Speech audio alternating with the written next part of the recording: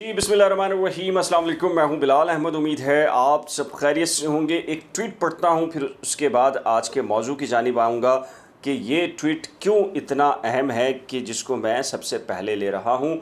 MQM ने एक बार फिर कराची को बेच दिया। नफ़रत से भरी पीपल्स पार्टी को कोटा सिस्टम, कराची से वसूल खरबों के टैक्स की लूटमार, जाली डोमिसाइल के बिल पर बेरोज़गारी। इंतहा यह है कि कूड़ा उठाने और नाले साफ़ करने से गुरेज। कब तक इन बहरूपियों को खल्क़े खुदा बर्दाश्त करेगी। जी हाँ, सोशल मीडिया पर मुख्तलिफ़ पॉलिटिकल पार्टीज़ हों, MQM लंदन हो, PSP हो, डॉक्टर फ़ारूक सत्तार हों, मुख्तलिफ़ जो सेगमेंट्स हैं उन वो तनकीद का निशाना बना रहे हैं MQM पाकिस्तान के इस फ़ैसले को, जिसके तहत उन्होंने इमरान खान की हुकूमत से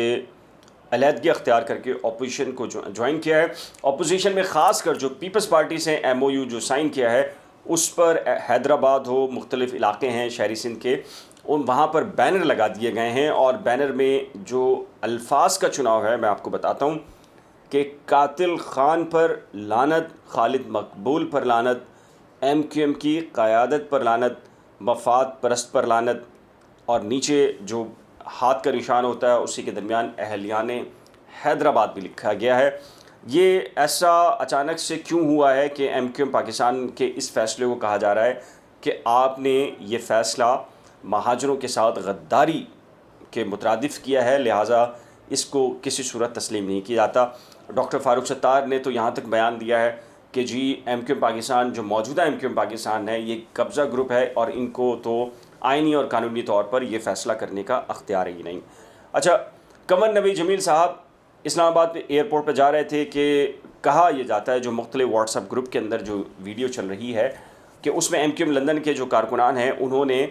कमर नबी जमील जो कि डिप्टी कन्वीनियर है MQM पाकिस्तान के, उन्हें रोक कर ना सिर्फ बुरा भला कहा बल्कि उन्हें गद्दार भी मुखातिब किया। और नीचे जो कैप्शन देकर व्हाट्सएप में चलाया जा रहा है वो ये कहा जा रहा है कि ये MQM लंदन के कारकुनान हैं। मैं आपको थोड़ा सा बता दूं कि डेफ़िनेटली हमारी जो अक्सरियत है वो चीज़ों को पढ़े सुने बग़ैर चीज़ों को फॉरवर्ड करती है, तो उसके नतीजे में क्या होता है कि हमारे पास जो इन्फॉर्मेशन पहुँच रही होती है वो मिस इन्फॉर्मेशन या डिस इन्फॉर्मेशन होती हैं और हमें पता नहीं होता और हम उसको अपने मकासद के तहत उसको आगे भेज रहे होते हैं। जब कमर नवाज़ जमील साहब की वो इस्लामाबाद एयरपोर्ट वाली वीडियो को मैंने सुना गौर से, तो शुरू ही से मुझे ऐसे लगा कि जो कमर नवाज़ जमील से जो मुखातिब हैं वो उर्दू स्पीकिंग नहीं हैं, बल्कि वो जिस लहजे में उर्दू बोल रहे हैं वो पंजाबी जो लहजा है, और वो डेफ़िनेटली कराची से उनका ताल्लुक़ नहीं है। फिर मैंने उसको थोड़ा गौर से सुना तो मालूम चला कि वो कमर नवाज़ जमील साहब को रोक कर जो बात कर रहे हैं बुनियादी तौर पर वो MQM लंदन की नहीं बल्कि वो PTI की बात कर रहे हैं। यानी कि वो कह रहे हैं कि आपको हमने सपोर्ट किया, हम आपके साथ खड़े थे, आपके जो MPA एक वो पिटाई हुई थी उनकी वज़ीर आला हाउस के बाहर, हम उस वक्त आपके साथ खड़े थे, इत्तेहादी थे, आप भगोड़े हैं। और फिर सबसे आखिर में जो कमर नवाज़ जमील भी अपना मौक़िफ़ देते हैं कि आप जिस एजेंडे पर हैं आप अपना एजेंडा कीजिए, हम अपनी पार्टी और अपने एजेंडे के साथ हैं। तो जो आखिर में उस वीडियो में और वीडियो बनाने वाले और जो उनको मलगूज़ात बकने वाले हैं वो ये कह रहे हैं कि अल्ताफ़ हुसैन नहीं आएगा। तो आप अंदाज़ा कीजिए कि अगर MQM के कारकुनान होते तो वो ये लफ्ज़ तो इस्तेमाल नहीं करते।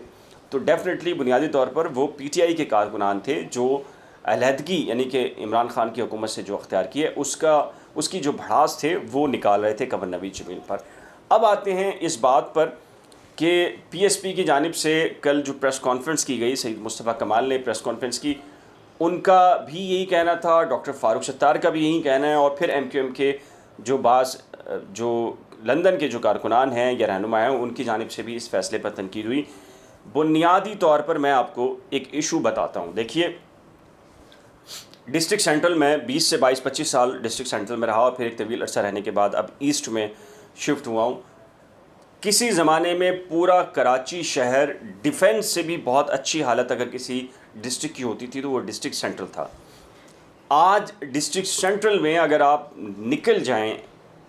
किसी रिलेटिव के पास जाने के लिए,